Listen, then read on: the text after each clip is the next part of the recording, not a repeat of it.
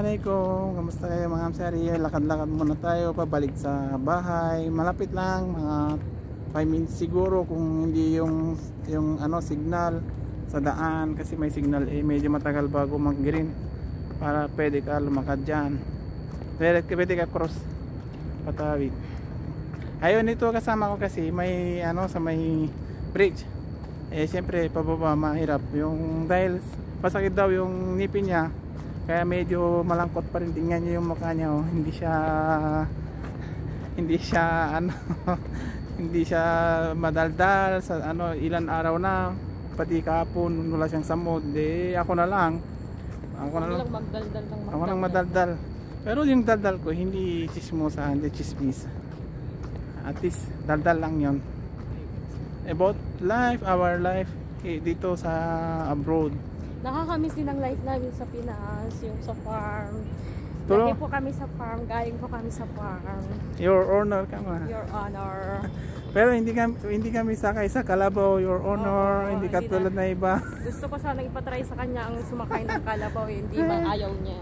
Hindi, sa 6 years ko doon, walang walang chance. Kung may chance, sigurado ako na-try ko na yung kalong-kalong, na-try ko na yung kaliblib, na-try ko na yung kuliglig. Oo. Yung trailer na para sa mga magsasaka. Sa mga farmers, yung mga binabuhat nila ng mga palay. Nasubukan ko, try ko na yun. Tapos sasakay din ako sa mga tricycle puntang bayan palagi. Nung una-una nandun ako, takot ako magmotor. Pero pag may hanap ako ng kaibigan doon sa bayan na police, hindi ako pakialam, dadaan pa rin ako, motor pa rin ako, matigas pa rin ang ulo ko noon. Pero dapat may helmet palagi. Noon hindi ako nag-helmet. Pero dapat may helmet palagi tayo. Wag kayo lalo yung aming fish pond doon.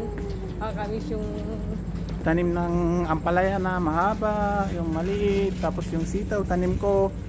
Tapos yung mga saging, na-miss ko yung mga saging ko dyan. Ang dami kong tinanim. Ako naman yung pag-bake. Tapos yung mga bulaklak ka mo na. Oo, yung pagtatanim ng halaman. Sa akin puro gulay. Sa kanya puro halaman. Yung halaman nawala. Pero ako atis, pag harvest time na, tuwang-tuwa. Nami-miss ko yung maglinis-linis ng bahay. Kasi mas maluwang ang bahay natin dyan sa Pinas. Siyempre. Kesa dito. Oo, dito liit-liit ang bahay. Isang nakakagalaw ka ng maayos doon. Ano pa na mismo doon sa Pilipinas? Marami.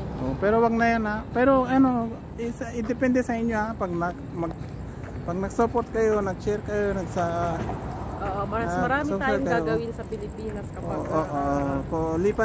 lipat na naman kami doon sa Pilipinas. Mas maraming tuwa-tuwa doon. Ang lahat. Pero tsaka na muna.